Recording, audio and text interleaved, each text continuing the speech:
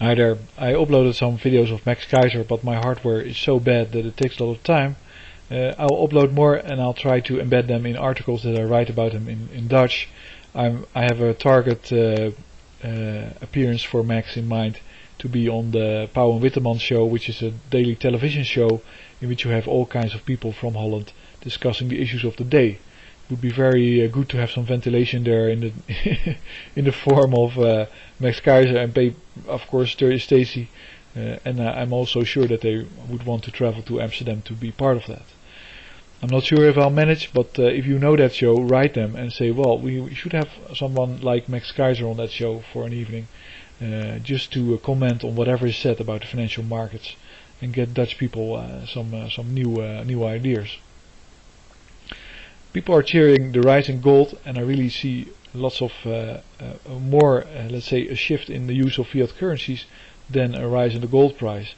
And of course that's because it's just a big mystery what the gold price actually is. I'm not really that impressed at the moment. But you might cheer a complete collapse of the dollar as an external non-American, or as somebody holding a lot of gold.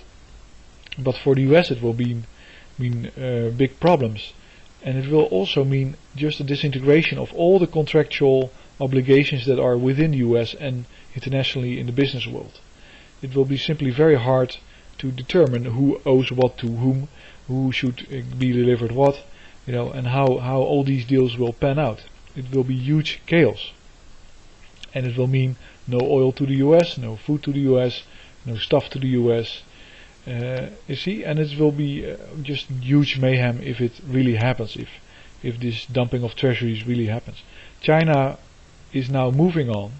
It is really saying, responding to the US when it comments on the currency, that you figure it out for yourself. We're not responsible for your trade deficits or whatever. And of course, they've been helping the US. I've been theorizing about it, and the only way that it can work is if the US can threaten China to produce stuff for which China can then trade in the market for euros and dollars and those kind of things, which then still buy oil, because of course the people that receive that money in return for their oil can also buy the stuff from China. But that would mean a huge power projection, and it appears that the US has lost the imaginary battle with China. It cannot defeat China. It has, the relationship between the North and South Korea are improving, which is a sign of loss of the tension there.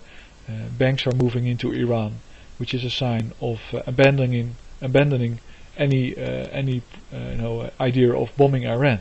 Of course, bombing Iran would be hugely counterproductive. That's why I'm talking about attacking China.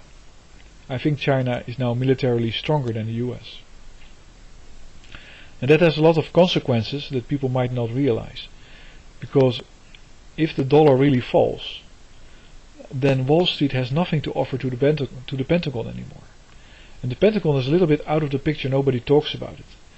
But it is the most important thing in the US. It is basically the kingdom US is the Pentagon. The thing that defends the US is the Pentagon. It gets a lot of money, nobody really talks about it. As long as you give dollars to the Pentagon and the Pentagon can spend it on oil, that's fine. Then you are giving something to the Pentagon. And then the Pentagon has reason to protect you. Wall Street and the government.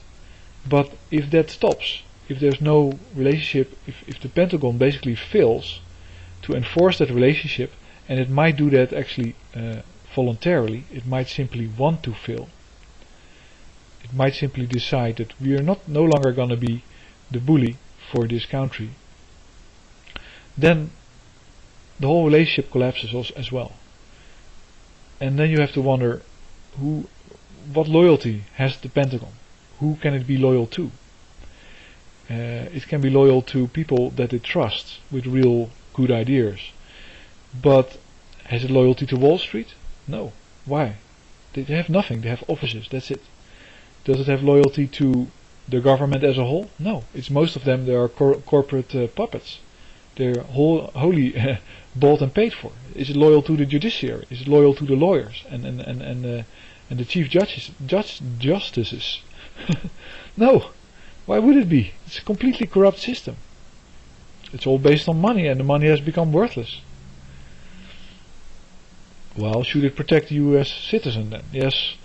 Well, there's different options. You can say, well, it might simply consider how viable is that, how successful will that be, how much will it cost in terms of getting the energy to do it, to drive around the US states and making sure that everybody's protected. Can we win that battle?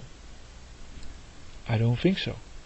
I think, if push comes to shove and there's not enough oil, and there's no money to buy it, and there's nothing to offer in return for it because the gold has disappeared, then the military will decide to fend for itself. It's a different way you can look at deploying 400,000 Homeland Security extra personnel in the US by the US military. It might simply be recruiting those that are within its kingdom. This is kind of an extravagant theory or an idea, but looking at it practically, it's not a crazy fantasy. It is something out of a science fiction book. But who has the weapons? The military. So who can confiscate whatever it needs? The military. Who has the biggest fuel supply? The military. Who can recruit people to do whatever it wants, to build whatever it wants? The military. Who has a sense of self-preservation? The military. Not the government. It clearly doesn't have that, because it's completely bought and paid for by pharma and Monsanto and all these companies that basically deplete the survivability of the US people or reduce it. And this video might be too long. I'll try to fit it into 6 minutes or 600 seconds, that is. I'm talking about this also because I see news items that foreshadow acts by the military in order to work towards the situation in which it is the new kingdom of the US. And that is, it brings out news items that allow accidents and big catastrophes to happen in the future. And there's two of them. One of them is talking ex-military personnel talking about UFOs tampering with nuclear devices in their bases, and they're saying, well, we couldn't talk about it, we had to keep it on the wraps, but now we speak out at the press club. I'm not talking about aliens, I'm simply talking about unidentified flying objects, so these might be hovering quadcopters or whatever, but they have been tampering, that's the word, with nuclear devices. So if one of these bases explodes in the near future, maybe in a deal between the US and China, then the US defense can say, well, this has been tampering by some foreign country, and we don't know who it is because we couldn't talk about it, and it was never, it was never allowed into the public knowledge or investigated.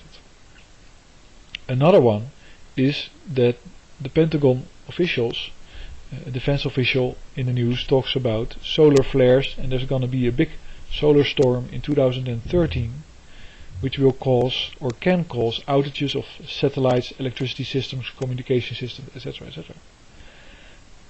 And it's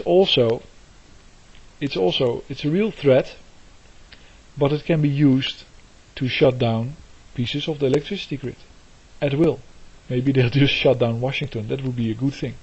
Or shut down Wall Street, cut off the electricity there. That would be fantastic. Nobody would know who had what, or how to trade or to deal. It would simply be impossible if you cut off Manhattan from the electricity grid. So those are my thoughts, and I hope you find them interesting. I have to cut off the video here. I'll see your replies, and I'll talk about it in another video. Thanks for listening.